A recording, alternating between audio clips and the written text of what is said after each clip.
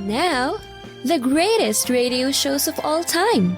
Suspense. The Shadow Node. Washington calling David Harding, Counter-Spy. Classic radio theater. The Great Gildersleeve. Fibber McGee and Molly. Dragnet. Gunsmoke. The Lone Ranger. Now, step back into a time machine with your host, Wyatt Cox. Good evening, friends of the Inner Sanctum. Jimmy Stewart in a Western adventure program from February 21st, 1954, 69 years ago today, The Six-Shooter and the Battle at Tower Rock. Not quite the battle you're used to having, but we'll have it. Thank you for tuning in. On this Tuesday, this is the 21st day of February. This is the 52nd day of the year, 313 days remaining until we get to 2024. Karl Marx, Friedrich Engels published the Communist Manifesto on this date in 1848. The Oakland Daily Tribune published its first newspaper in 1874. The first telephone book issued in New Haven, Connecticut in 1878. Yes, there really used to be a telephone book. I know some people find that hard to believe today. The newly completed Washington Monument dedicated in 1885.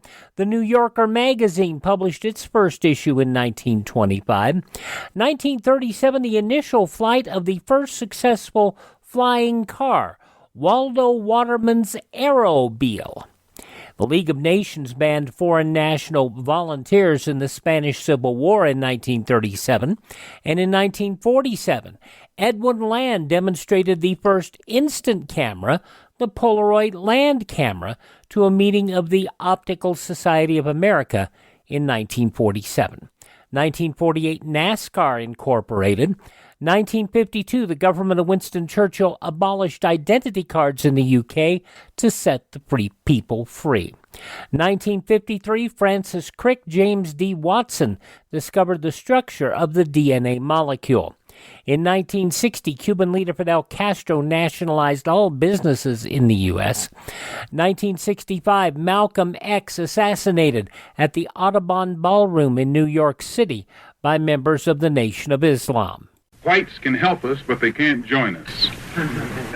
There can be no black-white unity until there is first some black unity. We cannot think of being acceptable to others until we have first proven acceptable to ourselves. Malcolm X, assassinated on this date in 1965. President Nixon visited the People's Republic of China on this date in 1972.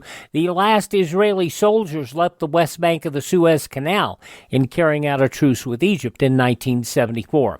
1975, former Attorney General John Mitchell and former White House aides H.R. Haldeman and John Ehrlichman sentenced to prison. In 1988, Jimmy Swaggart, on his own televangelism program being taped in Baton Rouge, Louisiana, confessed he was guilty of an unspecified sin and would be temporarily leaving the pulpit. I have sinned against you, my Lord, and I would ask that your precious blood would wash and cleanse every stain until it is in the seas of God's forgetfulness. Swaggart would eventually be defrocked by the Assemblies of God, but after some time continue his ministries as under auspices of an independent church. It was on this date in 2000, David Letterman returned to The Late Show over a month after having an emergency quintuple heart bypass surgery. And it was on this date in 2006, New York City Mayor Michael Bloomberg unveiled a brand new sign on the corner of West 66th Street called Peter Jennings Way, in honor of the late ABC News anchor Peter Jennings. We'll walk down Peter Jennings Way, smile at the thought of an old friend, and then continue on. And I think somehow or other, that's the way Peter Jennings would have wanted it. Among those passing away on this date in history, composer Morton Gould, religious broadcaster Eugene Scott, evangelist Billy Graham, and one of the Monkees, Peter Tork, all passing away on this date in history. Born on this date in history, actress Ann Sheridan, director Sam Peckinpah, humorist Irma Bombeck, from Maude, Mama's Family and the Golden Girls, Rue McClanahan. He was Snape in the Harry Potter movies, Alan Rickman, and race car driver Davy Allison. Happy 86th birthday to 2001 star Gary Lockwood. From Cagney and Lacey, Tyne Daly is 77.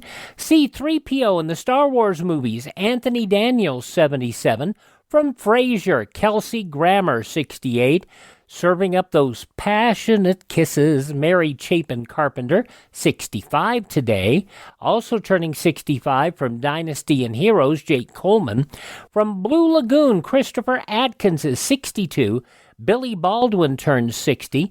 Mad TV's Nicole Parker turns 45. Carlito, 44 years old today, the Puerto Rican professional wrestler. Also, actress Jennifer Love Hewitt is 44. From Key and Peele, Jordan Peele is 44. Welsh singer Charlotte Church is 37. From Twilight, Ashley Greene is 36. And Mrs. Joe Jonas from Game of Thrones, Sophie Turner, 27. Those some of the people celebrating the 21st day of February as their birthday. And if this is your birthday... Hi, we're the Four Freshmen, and we just want to say... Happy birthday to you. And on this Tuesday, Classic Radio Theater with Wyatt Cox, we go back 69 years. February 21st, 1954, Jimmy Stewart, or James Stewart, as the six-shooter. That's coming up next. Thank you for tuning into this Tuesday edition of Classic Radio Theater with Wyatt Cox, here on your favorite radio station. I have to tell you that when it comes to Westerns, Gunsmoke is my favorite Western that has a really hard, gritty edge to it. And yet the six-shooter strikes a different chord in me. It appears to be a more gentle, a more soft-spoken show, and Jimmy Stewart just did such a wonderful job as Britt Ponsitt. I'll talk some more about the show when we get closer to the bottom of the hour. But let's get started here. 69 years ago today, February 21st, 1954, the Battle at Tower Rock, an episode of The Six-Shooter, here on Classic Radio Theater with Wyatt Cox.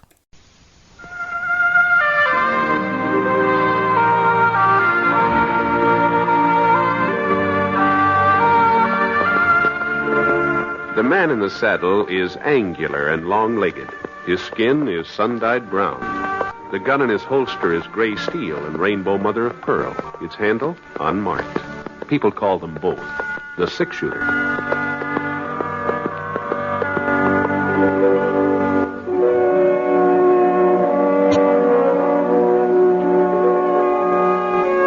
James Stewart as the six-shooter, a transcribed series of radio dramas based on the life of Britt Ponsitt, the Texas plainsman who wandered through the western territories, leaving behind a trail of still-remembered legends.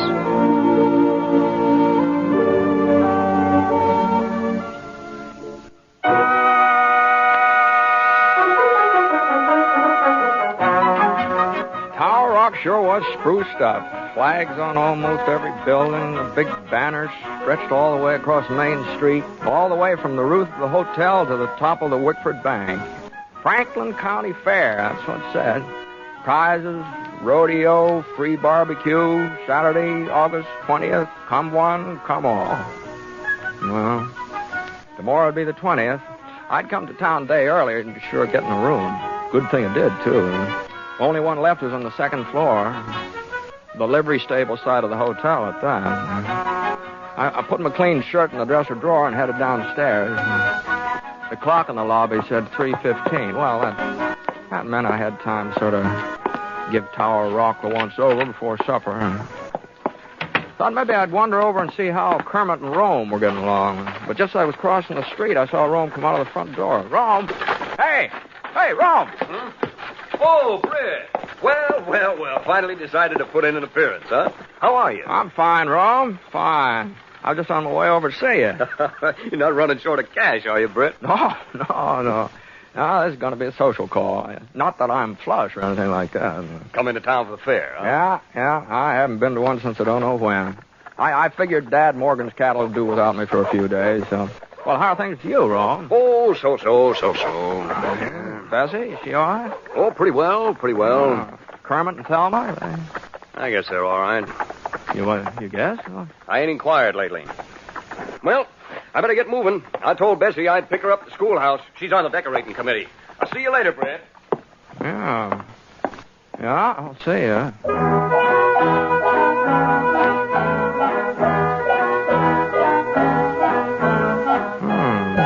I sure couldn't figure out what was the matter with Rome. The way he froze up when I mentioned Kermit. Why, they'd always been more like kin than in-laws. Folks said it sure was lucky for the Wickford girls to marry two fellows who got along so well, especially after Jess Wickford died and left the bank to both his daughters 50-50. Kermit and Rome had turned into first-class bankers, too. The Wickford Bank probably is worth about twice as much now than it was when Jess had run it.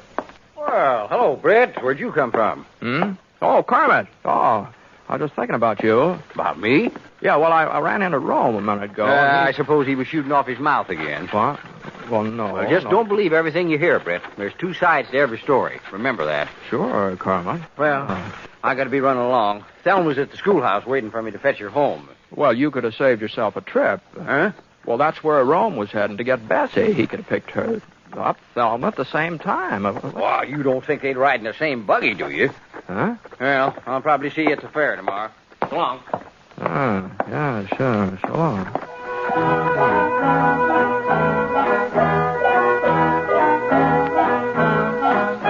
Well, there just wasn't any doubt about it. There's something that happened between the Binghams and the Madden, that's all. There must have been something pretty serious, too, the way Kermit and Rome had been acting.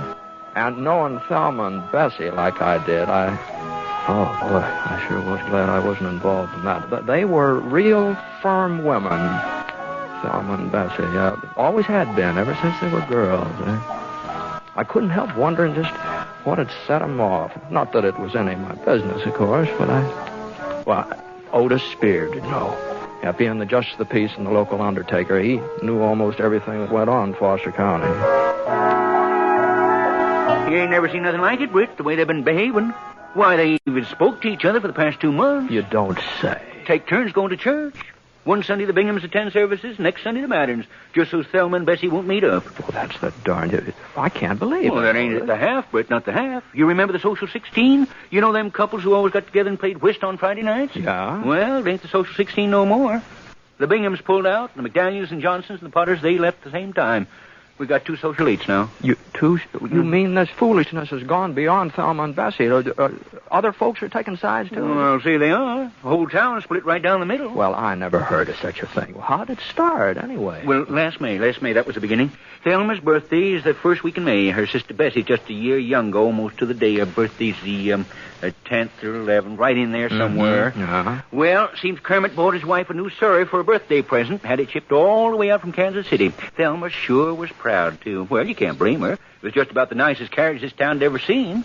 The nicest until it came time for Rome to give Bessie her present the following week. You don't mean he bought Bessie a surrey, too? Yeah, that's what he did. Yeah, even fancier than the one Kermit gave to Thelma. Yep, a whole lot fancier. Red leather seats with real springs in them, a white top, and painted white wheels. Of course, Rome said it was just a coincidence that he'd ordered Bessie surrey long before he found out that's what Kermit was giving to Thelma. Well, and it sounds reasonable, too. He could have done Yeah, that. some folks think so, and some don't. The Kermit and Thelma claimed it was just plain spite work. The Rome and Bessie had always been jealous of them. Anyhow, that surrey business just seemed to set everybody off, especially the women. Oh, being sisters, I guess they'd had their grievances before, but they'd always held them back. Now they just let fly in all directions. Why, Thelma's even going to... Huh? What were you going to say, Otis? Oh, nothing, Britt, nothing. Say, you're going to stay for the fair, aren't you? Oh, yeah, sure. That's why I'm here. Uh-huh. Well, I was thinking, maybe you wouldn't mind helping me out. Oh? What? You see, I'm general chairman of the whole doings, and I got almost everything set except some of the judging. Oh, well, I'm not much of an authority, but I guess I can tell a cow from a horse. Oh, no. We're all fixed up in that department, but the baked goods and preserves and pickles, well, I just haven't been able to find the right person to hand out the blue ribbons there. Oh, well, I don't know anything about cooking, Otis. Well, you know about tasting, don't you? Oh, yeah. Well, that's what you got to do, Britt. Sample whatever they put in front of you and say which one tastes the best. Oh, no, wait a minute. I'll tell you what. I'll just put you down for preserves. I'll get somebody else to take over the rest of the stuff. No, but... well, I got a meeting in the barbecue committee over at the general store. Yeah, but... you'll be at the schoolhouse 9 o'clock in the morning. That's when the judge is supposed to start. But where... Otis, what...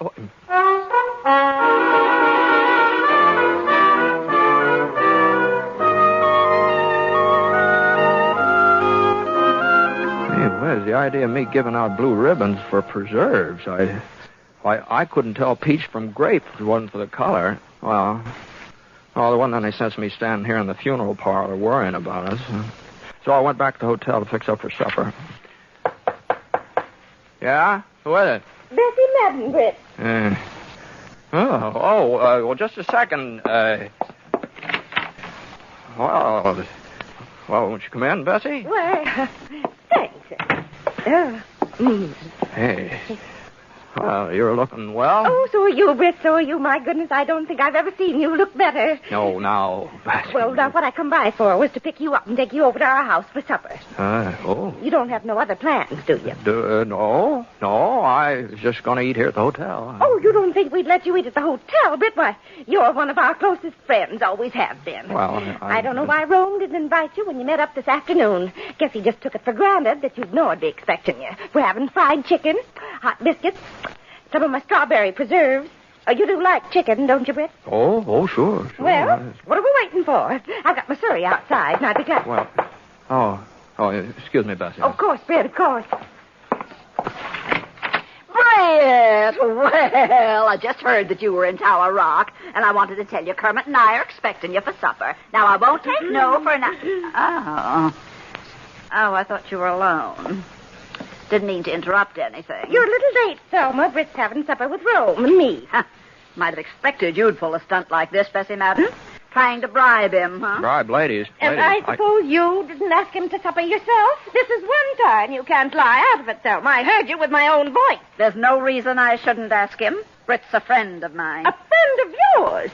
You've never put yourself out for him before, not once in your whole life. Bessie. And since when were you so interested in his welfare? Selma. The minute you found out he was going to be judging the preserves tomorrow, that's when. Preserves? As if I had any cause to try and influence him. My strawberry preserves have won first prize at every county fair for the last 10 years. Yes, but I've never entered against you before. I let you win. But this time it's going to be different. You're just making a fool of yourself, Thelma. You couldn't cook up a strawberry preserve if your life depended on it. Huh? I've got Mama's recipe, too, and don't you forget it. Now, hold on. Now, hold on. Now, just hold on here now.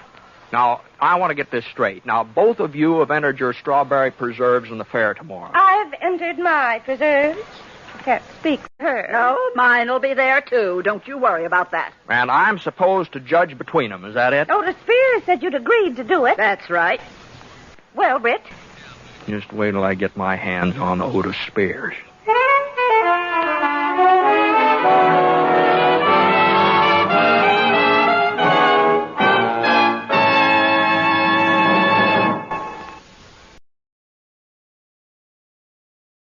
I called this a very gentle program with Jimmy Stewart. And some people call it, what is it that they called it in this one?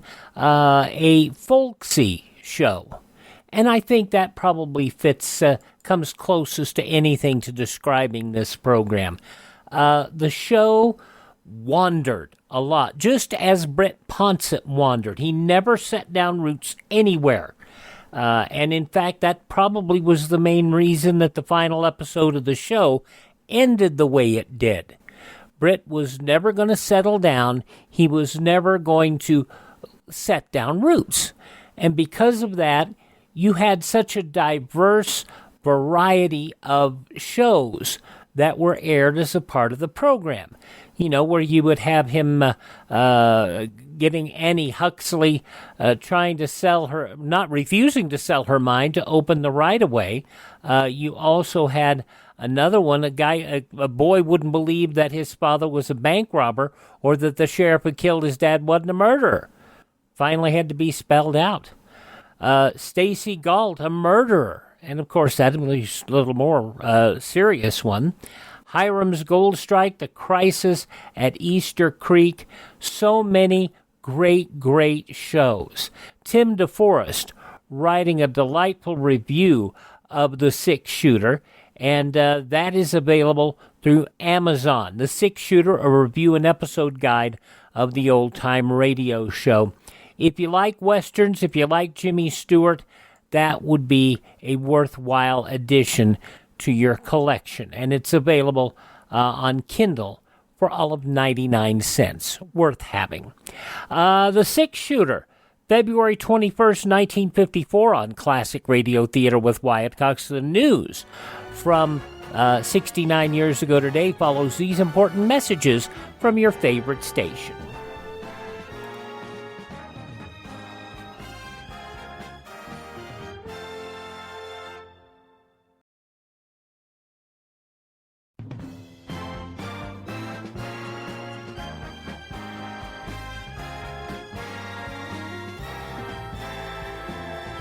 Thanks for spending part of your Tuesday with us here on Classic Radio Theater with Wyatt Cox. We're listening to an episode of The Six Shooter starring Jimmy Stewart, as it was originally broadcast on Sunday, February 21st, 1954. In the newspapers of that Sunday 69 years ago, these were some of the headlines. A Moscow-trained American photographer yesterday confessed after 15 years of silence that he had filmed the famed pumpkin papers that led to the perjury conviction of Alger Hiss. Felix A. Inselman, now a 44-year-old draftsman living in Cambridge, New York, testified before Senator Joseph R. McCarthy that he had photographed State Department documents for the Whittaker Chamber spy ring in 1937 and 1938, although not a card-carrying Red. Sitting as a single-member Senate investigation subcommittee, McCarthy ended a two-day public hearing by ordering 2 employees of the General Electric plant at Schenectady thrown out of the federal courtroom. A court yesterday sent the 2 sons of executor the Atom spies Julius and Ethel Rosenberg to live with their grandparents, with their grandmother, Mrs. Sophie Rosenberg, on her promise to bring them up to love the United States. The City Welfare Department and the Society for the Prevention of Cruelty to Children had complained that the boys, 11-year-old Michael and 6-year-old Robert, were being exploited for fundraising propositions by communist groups. The Democrat senator from Georgia, Walter F. George, said he could not accept Justice Department suggestions for changing his proposed substitute for the controversial Brinker Amendment. The veteran legislator said a Justice Department memorandum outlining possible changes in his proposal for giving Congress a check on executive agreements other than treaties contained nothing that was acceptable. The Senate resumes debate next week on the Brinker Treaty limiting proposals and various amendments to it. No other votes are expected before Tuesday. Secretary of the Army Stevens yesterday told 2 Army officers who'd been asked to appear before the McCarthy Investigating Committee not to appear, but said he will testify himself Tuesday as a voluntary witness. It had first been announced that Stevens would appear before the committee in response to a subpoena, but later the Army said while no actual subpoena has been delivered, Secretary Stevens will voluntarily appear. Little Rock, Arkansas, a distraught mother telephoned police to report that her son hadn't come home. She noted it was after 10 p.m. and told operator Joe Day that her son had never stayed out that late before. Day asking, "How old is the boy?" The mother said, "He's 55. Oh, and this one from Hastings, Nebraska. Nebraska State Patrolman reported he stopped a speeding motorist on Highway 81 and asked if he knew the speed limit. The driver said he did. He said it's 81 miles an hour. It said so on the road markers. Well, the trooper commented, "It's a good thing I didn't catch him on Highway 281. Those some of the day's top news stories as reported in the newspapers of Sunday, February 21st, 1954. On your radio, The Six Shooter, starring Jimmy Stewart. The conclusion next on this Tuesday, Classic Radio Theater with Wyatt Cox. On Wednesday's Classic Radio Theater, Jack Webb, starring in Dragnet from 70 years ago, February 22nd, 1953, The Big Smoke. Old Mr. Stone, who kept his life savings in his mattress, has been killed, and his invalid wife has been beaten with a club. That's coming up on Wednesday's Classic Radio Theater with Wyatt Cox. But now the conclusion of our Tuesday episode, The Six Shooter, starring Jimmy Stewart, 69 years ago, February 21st, 1954.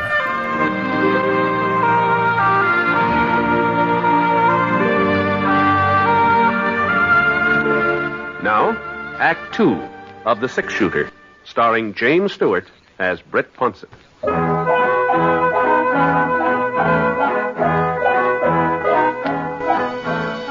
I told Thelma and Bessie that I couldn't have supper with either one of them. As a matter of fact, I kind of plain lost my appetite, I guess.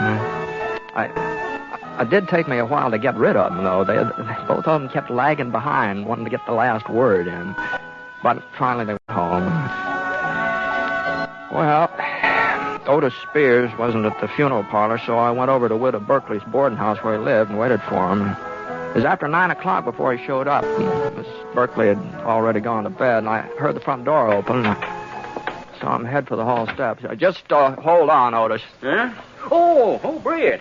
Well, what are you doing here? I just wanted you to know that I won't be judging any preserves tomorrow. What? You heard me, Otis. But Britt, you promised you'd do it. I didn't promise any such kind of a thing.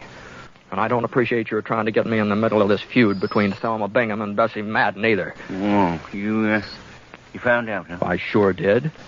Well, they were over to see me, both of them. Oh, I never heard such a hen squabble in my whole life. Well, I told you this thing between them was serious. Well, there were a few things you didn't tell me, like the fact that they're both entering strawberry preserves at the doings tomorrow. Well, now, Britt, you don't understand it. I understand, all right. You didn't want to tackle the job of judging those preserves yourself, so you shifted on me. I understand, all right. I couldn't judge them, Britt. Don't you see? Whichever way I was to choose, I'd make enemies of half the folks in town. My burying business would drop off 50%. Now, Otis. Yeah, but you're an impartial judge, Britt. You ain't taking no sides in this fracas yet. And what's more, I don't intend to, either. Well, of course, that's the way you feel. If you want Thelma and Bessie to go on feuding, and you won't do nothing to stop it. Well, I sure don't see how my judging their preserves would have anything to do with ending their fight. It's this way, Britt. You're the six-shooter. Everybody in Tower Rock likes you and respects you, and they all know you ain't got no axe to grind in this affair, so whatever decision you handed down, they'd have to accept it. Both Thelma and Bessie. Oh, maybe they would, maybe they wouldn't. Oh, they would, all right. Now, what I'm getting at is this, Britt.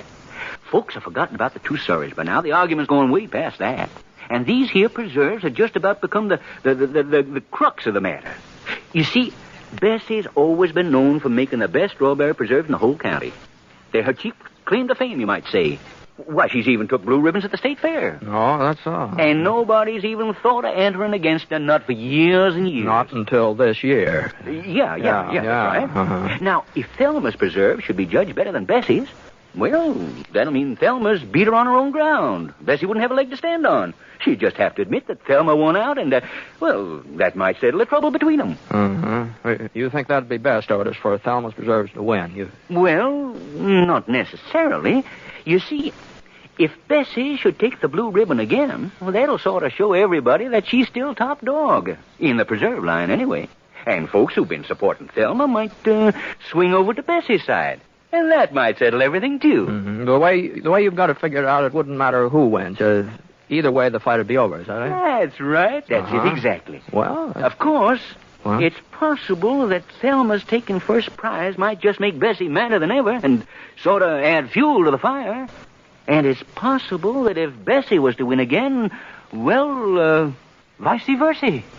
Vice versa, yeah. I'd say it's more than possible. I'd say it's likely. Oh, now, Britt, you mustn't look on the dark side. I'm absolutely certain that if you make the right decision tomorrow, you'll land this whole thing once and for all. Thelma and Bessie will go back to being fond of each other, and Tower Rock can have a little peace and quiet for a change. I see. And just what is the right decision, Otis? What? That's easy, Brett. It is. Well, sure. All you have to do is give the blue ribbon to whichever one made the best taste in preserves. You don't think we're running a crooked county fair, do you?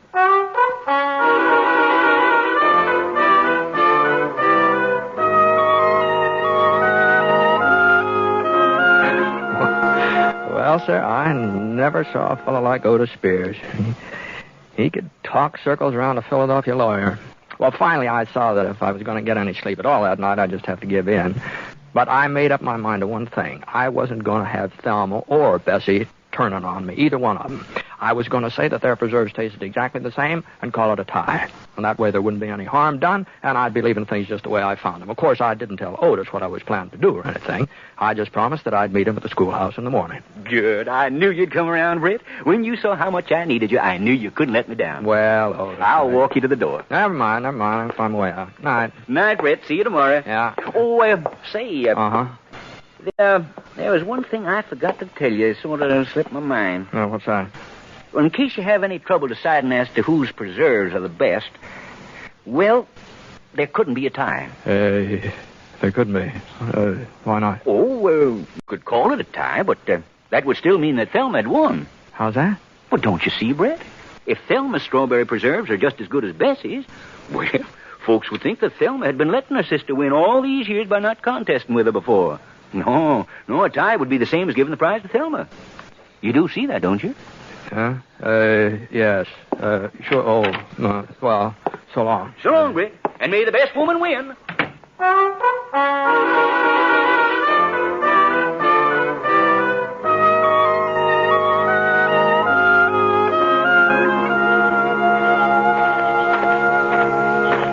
Britt.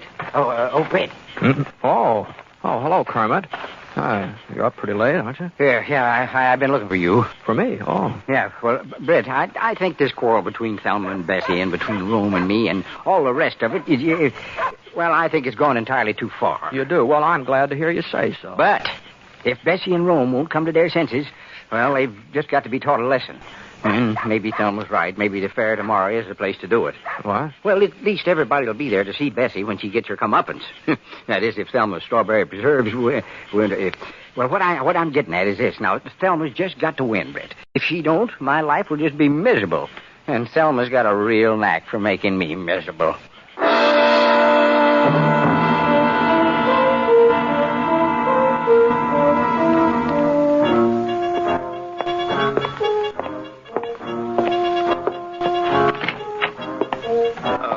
Hello, Britt. Hello, Rome. Hope you don't mind my waiting here in your room, but I just had to see you. Bessie sent me.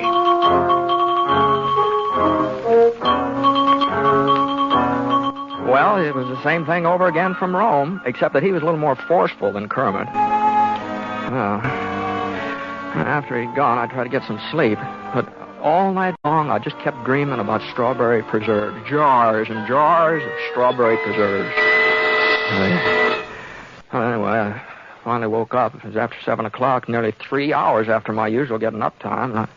Somehow I didn't feel very rested either. I got dressed and I stopped off at Gravy Gibson's Cafe for some breakfast. Not that I could eat very much. Then I started off in the direction of the schoolhouse, and the judging was already underway when I got there. And second prize goes to Mrs. Hal Spidle for her devil's food cake. Honorable mention to Mrs. Johnny Seals for her chocolate lair. Honorable mention to Miss Addie Simpson for her sponge. Now, let's see, the next item is, yes, preserve. I don't see, oh, there he is. All right, right up here, Britt. Right up here. There he is. Excuse me. Beg your pardon. Yeah. Well, folks, I guess you all know Britt Ponsitt. Well, Britt has been kind enough to volunteer his services in judging the preserve. Now, let's see, I believe there are, only 2 entries. Well, yeah, that's right, 2. Both strawberry. Yeah, quite a coincidence. Yes. Well, the first entry is submitted by Mrs. Bessie Madden. Bessie Madden. And the second entry comes from Mrs. Thelma Bingham. Yes, sister. Now, I'll just unscrew the caps on these jars. Hey, goodness gracious. Miss Madden doesn't know her own... there we are. You can just use a spoon there on the table, Britt. It's clean. All right, if you're ready. Here's the first jar. Mrs. Bessie Madden. Thanks, Otis. Britt, be careful. Oh, golly, I don't know how that happened, Otis. I thought I had a good firm grip on it. I sure am sorry. I'll bet you will. Well, folks, seems we had a little accident up here. Mrs. Madden's preserves are kind of divided between the floor and Britt's trousers. I just don't know what we can do under the circumstances. Looks like, we'll have to rule that there's only one entry available for tasting. You just rule no such thing, Otis Spears. I've got another jar of my preserves right out in the hall. Oh, another jar? Bring them along, figuring there might be a slip-up somewhere. I'll be right back. Well, that was sure far-sighted of Bessie, wasn't it, folks? Well, while we're waiting, Britt can go ahead and taste Mrs. Bingham's jar. Here you are, Britt. I'll hold it for you. Just spoon right in. Well,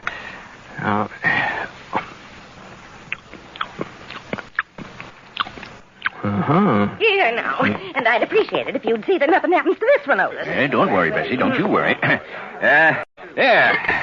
That one come off a little easier. All right, Britt. These are Mrs. Madden's. Go right ahead. Well,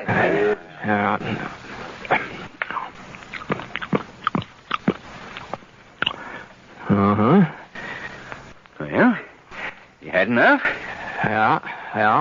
I've had enough. All right, folks, all right. Quiet down. Britt Ponsitt is ready to announce his decision. Well, it's my opinion that I want to be sure of one thing first. Now, I understand that my job is to say whose preserves taste the best.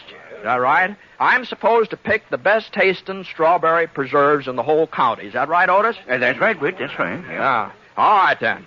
Now, these preserves of Mrs. Madden's, they're very good. Now, you might say they're excellent. But I've had better. Now, there's no doubt about it. I've tasted better. And right here this morning, too. Right here in Tower Rock. Now, Mrs. Bingham's preserves here. Now, they're good. No, they're more than good. They're excellent, too. But they're not the best. Now, ladies and gentlemen, to me, the best tasting strawberry preserves in Foster County are the ones I ate this morning at Gravy Gibson's lunchroom. No, I'm awarding the blue ribbon to Gravy Gibson. You see that he gets it, will you, Otis? Wait, you can't do this, Britt. Gravy Gibson wasn't even entered. No, you told me you wanted me to pick the best tasting preserves in the county, and that's what I've done. Why, the very idea, comparing our preserves to the kind of thing Gravy Gibson serves us. It's an outrage. I've never been so insulted in all my whole life. Now, you see here, Britt Ponsitt. If you think you can get away with this... Why, for 10 years, Bessie's preserves have been winning blue ribbons. And Thelma used the same recipe I did, our mother's recipe, and nobody's ever had a finer recipe for strawberry preserves than Minnie Whitford. That's right. Now, just a minute. Don't you just a minute us. No, sir. Why, half the time you can't even eat Gravy Gibson's food. Why, everybody knows that. Of course. Well, this is the last county fair I'm ever going to enter, Otis Spears. And that goes for me, too. Bessie, come on, let's get out of here. The sooner, the better. Well, don't just stand there, Kermit. Can't you see we're leaving? Yes, dear, yes. No? Come on. Yes, Bessie. Why'd you see that, Britt? They went off together. All four of them. Together. Yeah. That's how it looked, all right. Oh, if that don't beat the Dutch. You got them so mad at you, they all went off together. I might have known you was up to something. Well, I don't know what you're talking about, Otis. I was just giving my considered opinion about strawberry preserves.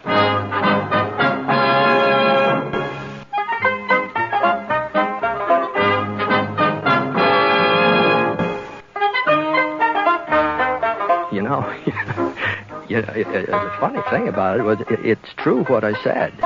The preserves I'd had in my breakfast toast over Gravy Gibson's did taste better than Thelma's or Bessie's.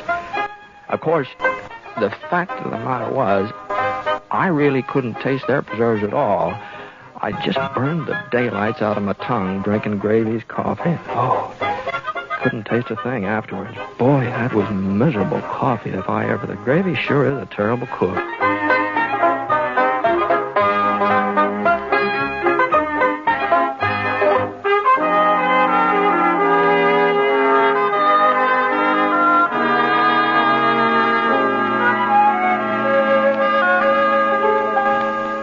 February 21st, 1954, The Six Shooter here on Classic Radio Theater with Wyatt Cox. We thank you for making us a part of your day.